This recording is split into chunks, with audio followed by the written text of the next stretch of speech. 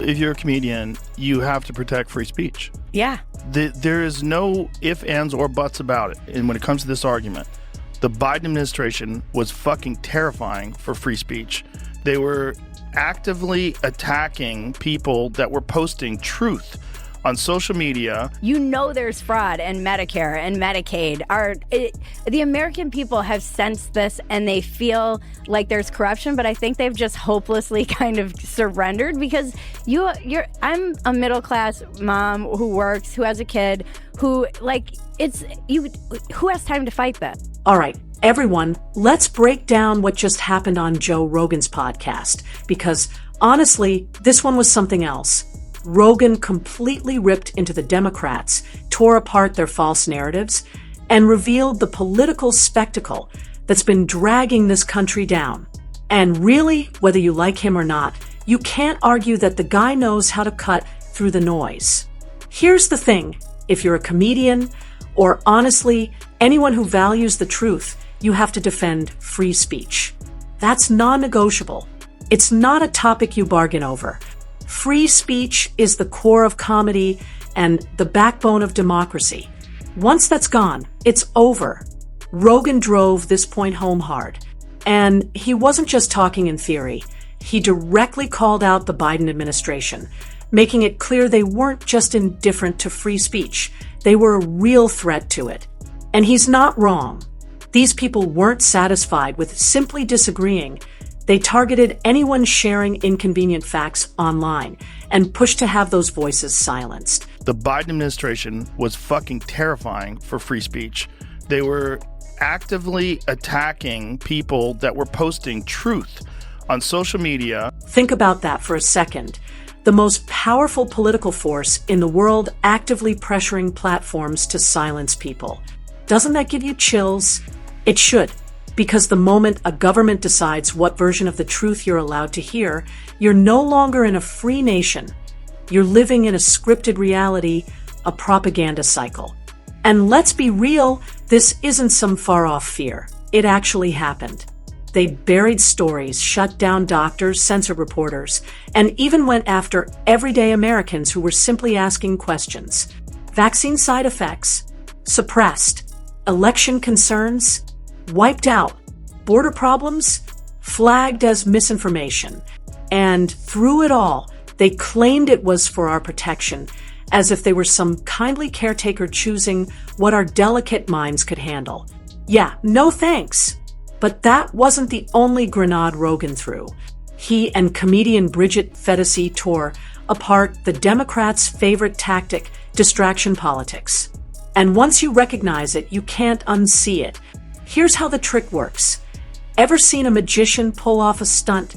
They draw your eyes to the flashy thing, the sweeping motion, the sparkle, the smoke, while the real move happens somewhere completely hidden. That's exactly what Democrats have been pulling for years. They hype up these cultural clashes, transgender athletes, pronoun debates, bathroom controversies, and act like this is the defining battle of our time. Yeah. Like a big part of the whole left-wing narrative that has overlaid our country over the last, 8 years, 10 years, is all propaganda funded by our own government. That's right. This is why Trump won the election. People don't really believe in these things. The amount of people that think that transgender biological males should be competing against your daughter in sports is so fucking small. Yeah. But yet our own government was propping it up. And why are they propping it up? Because it's a fucking beach ball at a concert. You keep it tossing up in the air and everybody's distracted. They toss these distractions into the spotlight, and the media keeps them bouncing around for months. Meanwhile, behind the scenes, billions, yes, billions of your tax dollars are being siphoned away, redirected, mismanaged, or simply vanishing. Sound over the top. Let's break down the numbers. Rogan highlighted the outrageous example of foreign aid. Billions designated for disaster relief in places like Haiti essentially disappeared. Only 2%, let me repeat, 2% actually reached its intended destination. The rest, gone, pocketed, shuffled, recycled through political machines. And when Zelensky casually admits Ukraine can't account for $100 billion of the funds we sent, everyone just shrugs it off like it's no big deal. Oh, just 10 billion here, 20 billion there. As long as you can keep a few things going, here's the things you got to keep going. Abortion, right? Overturning Roe v. Wade is so great for business. Yeah. Because now it's like a battle, the battlegrounds, and women's rights and their lives are at stake. Okay, that's one. Gay marriage, that's a huge one. They're going to take away gay marriage. Oh my God, bounce that fucking beach ball. That's a gigantic one. War is a giant one. All these different things are just fucking beach balls, and they toss them around every now and again. In the meanwhile, they're just siphoning billions of dollars.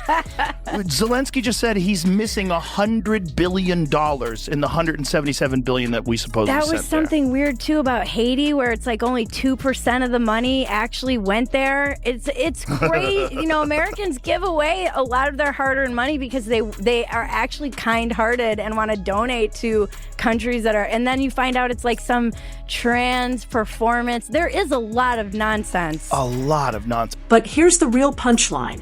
All those billions add up. And guess who's footing the bill? You are. This isn't just incompetence.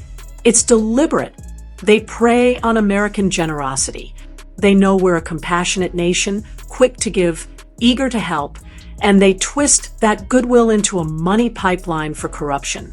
And if you dare to question it, even ask, hey, where did that money actually go? Suddenly you're branded as un-American, heartless, or worse, a conspiracy theorist.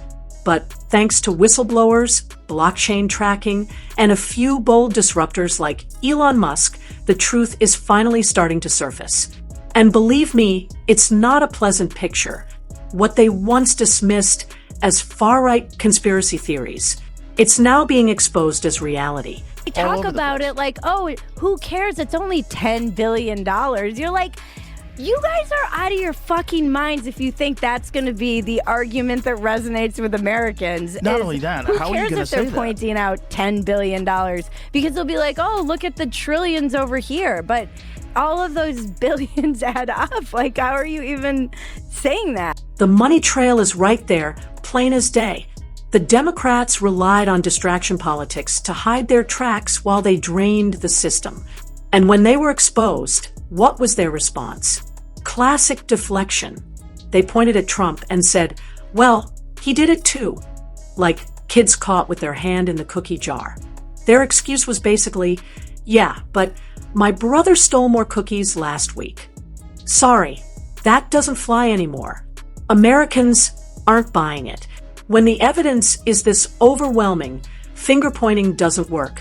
Now here's where it gets even more interesting. Rogan tackled the claims that he's running some kind of MAGA propaganda machine. The left loves to paint his show as state media for the right, which is laughable because anyone who actually listens knows he brings on voices from all over, left, right, center, and everything in between. He's not pushing a party script. He's having raw, unfiltered discussions. Meanwhile, the same people accusing him of bias have been marching in lockstep with the Democrats for decades. MSNBC, CNN, NPR, you name it. Those outlets have carried water for the DNC like it's their main job. Yet, somehow Rogan's the threat. Please. I'm grateful that you had me on MAGA State Media. Thank you for allowing me. You had to get that out. Because I see it all the time. All the time. Like, and it's hilarious to me in light of how much money goes to funding, like, sponsored by Pfizer, all of these other, the fucking audacity to accuse you who just has people you like on your podcast to suddenly be state media when you literally have had state media media working with the state in conjunction for a decade. Yeah, at least, and probably a lot more longer than that. Multiple decades. And here's where things really shift. Rogan came out and admitted something many people are still hesitant to say openly. He voted for Trump. That's right, after years of criticizing both sides. After casting his vote for Hillary in 2016 and sitting on the fence in 2020, Rogan openly revealed he chose Trump in 2024. Why? Because he was fed up with the lies, the censorship, and the overwhelming hypocrisy. Well, Trump was just sort of like the accelerant. He was the gasoline that got thrown on the fire, so we got to see like how this thing works. I voted for him. Yeah, I did too. I came out. Well, openly. I endorsed him. I was like, this has got to stop. This is crazy. Also, he's not what you guys said he was. He's just not. I put a video out like the Friday before the election because I voted for him early, and I was Hillary in 2016, no one in 2020, and Trump in 2024. So like, I don't care how people vote. When people do whatever you want. I was only being honest, and it was weird to come out and say that as a comedian, because I don't think that comedians should really be political. But on the other hand, it felt dishonest because I had been so openly kind of torn about voting for him. The Democrats claimed to be the defenders of free speech, but the moment he voiced a different opinion, they tried to cancel him. Remember when the media attacked him for using ivermectin during COVID? They twisted the facts, called it horse dewormer, and launched an all-out campaign to ruin his reputation. That wasn't journalism. It was a smear job, and it backfired. This is why so many people are walking away from the left. Not because they suddenly turned into staunch conservatives, but because the left turned its back on them. When you tell comedians they can't make jokes, when you silence doctors from sharing medical views, when you shut down parents for questioning school policies, you've crossed a line. And Rogan, like millions of others, decided he'd had enough. If you're a comedian, you have to protect free speech. Yeah. There is no ifs, ands, or buts about it. And when it comes to this argument, the Biden administration was fucking terrifying for free speech. They were actively attacking people that were posting truth on social media and attacking them and trying to get their posts removed, including the guy who was the one who was quoted in this fucking book about Kamala Harris saying that we made it difficult for her to come on the show, and they told a untrue story about having a bunch of people come down here to do a run through the set like they were ready to do it. All bullshit. That was the guy. He was the guy that was emailing Twitter and saying, how's this post, being like super aggressive, saying, why is this post still up? Oh, you mean that truthful post? Yeah. About vaccine injuries and side effects? What the But here's the part that should really keep you awake at night. Rogan brought up the transitioners, people who were convinced to change their gender only to regret it later. These aren't just numbers on a chart. They're real individuals left with permanent scars, emotionally shattered, betrayed by the very institutions that told them they were being courageous. And when they try to share their stories, they're dismissed, silenced, or branded as traitors to the movement. I've interviewed many detransitioners. Those interviews keep me up at night. They haunt me. There's too many of them already, and one is too many. And I think a lot of Americans were like, we're putting a stop to this. We have to stop this nonsense. It's crazy. We're sterilizing children. The other thing is free speech. And I was like, when we're talking in our weird, using that crazy YouTube language that you have to use, like unalived, and you're saying like the jib jab or whatever, like to get around, that's coming from one side. Rogan hit the nail on the head. This isn't progress. It's a nightmare unfolding in real time. Meanwhile, Biden's administration has been mired in corruption scandals that stretch far beyond cultural debates. We're talking Medicare fraud, foreign aid schemes, slush funds, and taxpayer money being funneled everywhere except where it belongs.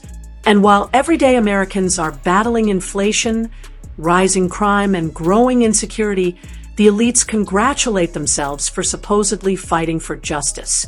The hypocrisy is staggering. They virtue signal during the day and cut shady backroom deals at night. What it is an enormous slush fund. Yeah. That's what it is. Yeah. And unaccountability and money just coming and going and flowing. And it's circular. All Yeah. circular. Donating to the Democrats. The United States government funds them. They donate to the Democratic Party. The whole thing is wild. And people can sense this. This is why when they're saying, "Oh, it's like," you can sense that there's been a misappropriation of our money, of taxpayer dollars. You know there's fraud in Medicare and Medicaid. The American people have sensed this and they feel like there's corruption, but I think they've just hopelessly kind of surrendered because I'm a middle class mom who works, who has a kid, who who has time to fight?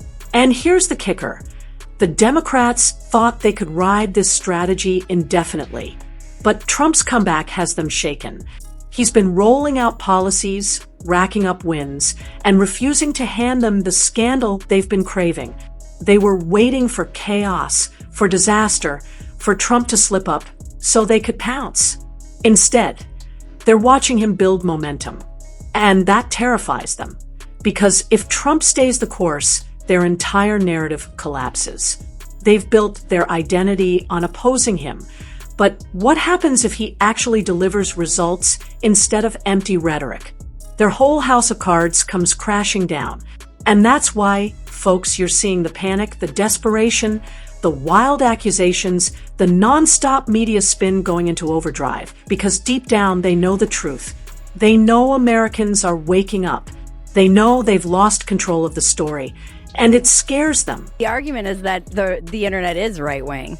And that this is why Trump won, is because all of these influencers are red-pilling people and not, it's an easy way to not take any responsibility for how you've pushed men away from your party, how you've failed to get moderates in any sense of the way. Even just yesterday, you had the Trump photo op with him signing the rights for women to compete against just women. That is how Crazy. Did you? Yeah. How He's did you the big lose feminist. Donald Trump's the biggest feminist president ever. So let me throw this back to you. Do you see it too? Do you feel like the distractions have gone way too far? That while we're busy arguing over culture war nonsense, the real damage is being done behind the scenes? Share your thoughts in the comments, because I want to know where you stand on this. And hey, if you're fed up with the same recycled media spin and want raw, unfiltered commentary that actually calls this stuff out, hit that like button and subscribe right now. Because trust me, this is just the start. Here's the bottom line. Rogan didn't just call out the Democrats. He exposed the system for what it truly is, a well-oiled machine of distraction, deception, and corruption. And the more they try to shut down voices like his, the louder the truth gets. Free speech matters. Transparency matters. And if we let them strip that away, we're not just losing a debate, we're losing the very soul of this nation. So yeah, buckle up, because if Rogan's right, and honestly he usually is, we're about to witness the battle for free speech, truth, and accountability reach a whole new level. And you're going to want to be here when it happens.